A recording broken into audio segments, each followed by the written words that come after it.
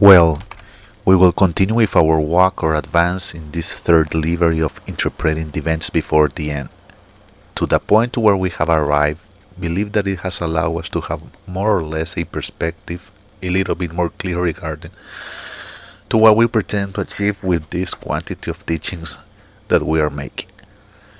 Believe it to be important to make some reservations, some clarifications, some declarations, or some callings or indicatives that can allow us to locate ourselves in the correct context of the things. When a person decides by himself, with the help of God, with the revelation of the Holy Spirit, with the guide of the Messiah, to enter to a profound study of the prophecy, the person must know, understand, and comprehend that the prophetical texts have sometimes dimensions quite different, and that in some moment of the developing of the things they interlace, amalgamate, or complement with each other. Said this many times, the studious person makes the mistake of believing that when taking a determined text, will read that text as if reading comics, a newspaper, a light magazine, or some history book or some book of poetry. Well, one could say many things, and believe that we will always have been referentiating the same value. We have not been taught, and have always debated that, we have not been taught this harmonical concept of the prophecy. And it's harmonical because it has to harmonize with the context of the things, in its time and in its moment. Many people do not know that in the particular text that we are using, which is the one of Daniel, a prophet that existed several millenniums ago, an individual that represented in a determined moment a unique perspective of the power of God, and that saw through his vision and dreams the prophetical development of the events of the time to come from a perspective, because that is the problem, the perspective. So we have not been illustrated that in the particular case of Daniel, the prophecy that is managed in this text is developed in a surrounding of things, of countries and of empires, that nowadays do not exist as they existed in the development of the historical events of the human life. So, if an individual decides to study prophecy, must know that in the prophecy there exist a series of very interesting situations, which normally are not perceived by the person. That is, we will say, wanting to study the old texts. And that happens because there exist a lot of factors that affect upon that the person at the time of studying prophecy does not fulfill with the rigorous requirements, the protocols, the rules, the principles, the fundaments that rule this determined science. And you may ask, well, why is that? Because the individual of today lacks of the discipline and the rigorosity of the past. We want nowadays that we are told now to where we are heading to, that they tell us now how things are going to be, because we want everything to be now. But these texts are not made for that type of people. Moreover, the text is not interested if you are not going to study, if you are not going to form yourself, if you are not going to investigate, if you are not going to know, if you will not discipline yourself in the prophetical knowledge, is not interested. That is why we have the problem that there is ancient prophecy that regretfully the people cannot handle. And those that believe or pretend, between quotation marks, to do it, fail. And why does that happen? Because the problem of the prophecy, depending upon the writer, the knowledge to be revealed, the events that are about to be denounced or are to be inferred, demand certain type of behavior. And that behavior normally does not occur in the people because we have turned ourselves irresponsible, undisciplined, and believe that things will be the way we say, because we believe to be the center of the universe. So, being as it is, to begin this teaching, you must know in particular that there are in today's teachings two types of individuals, personages or persons, that see the ancient text from two perspectives, who say totally opposed one another. There are the dead readers that fill their mind of data and like to manage all the history of the text in particular. These individuals do not deepen in the most important but stay in the surroundings of things. For example, they manage this type of data, like that the book of Daniel was written probably around the year 530 before the Messiah, while Daniel lived in Babylon. And if that is part of the supposition that Daniel was taken to Babylon when he was an adolescent, it's possible that Daniel would have had an age of 90 years when he wrote the book. There are personages or persons that manage data and that I consider as dead people. And there exist the people, as said before, that are totally opposite in their knowledge. Daniel wrote in chapter 12 verse 9 the following: "Well, says the text, and he said, go thy way, Daniel, for the words are closed up and sealed till the time of the end." According to the text of the School of the Prophets, the translation which is given in this text, in this passage, is the following: "For all these codes, revelations, and prophecies remain tied, and their powers are kept guarded and sealed by the divine power until the precise moment comes in which all things are unleashed."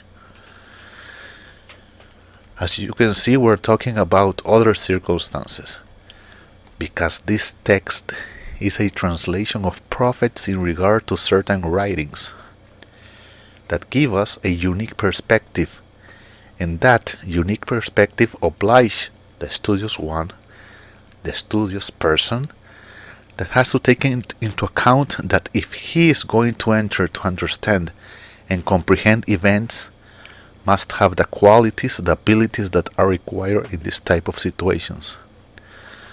Only to come to understand that these words are "shut up," just to understand it, means that the person can determine with precision where the keyhole is.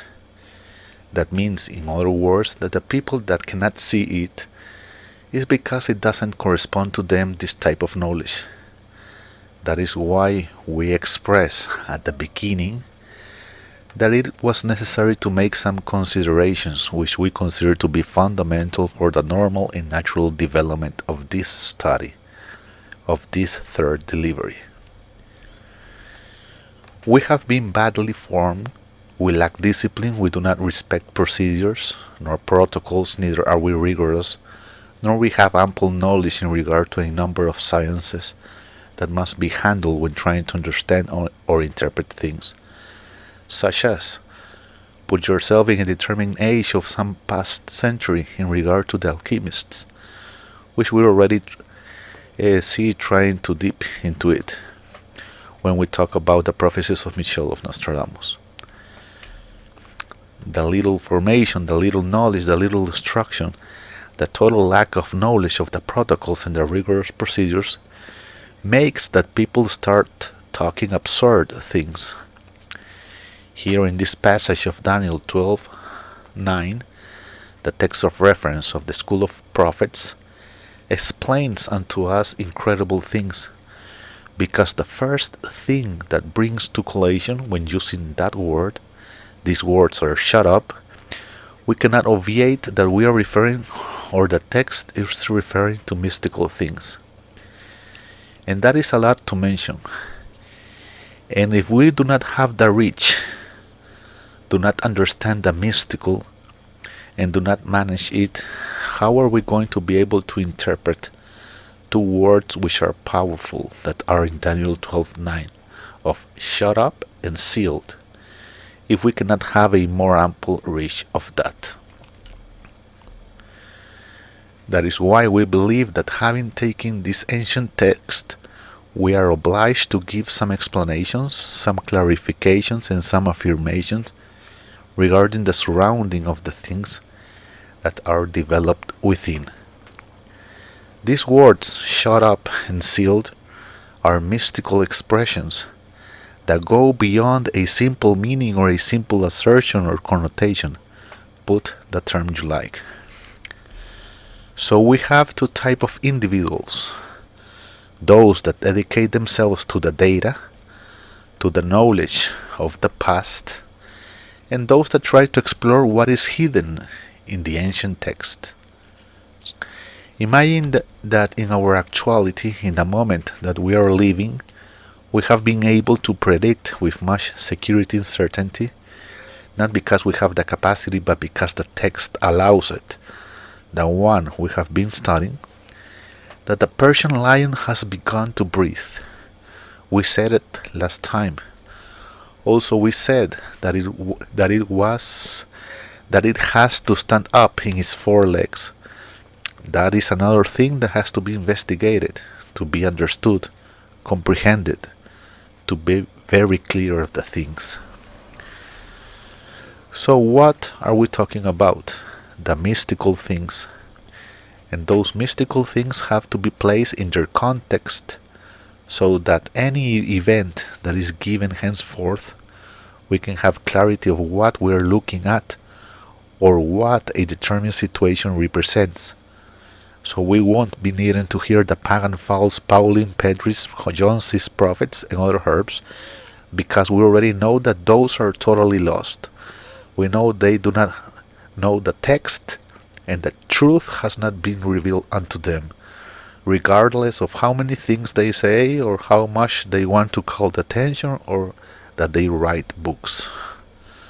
No, we will grasp to the most secure word of the prophecy that is in these texts, but fulfilling protocols, disciplines, responsibilities, and rigorosities. Could tell more things to begin, but this will be it. Too much load.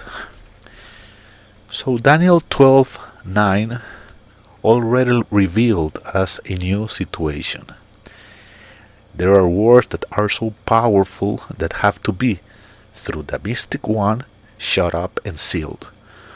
We will try to figure out what is being taught there, but today we want to live like the base of what we are going to continue as we move forward.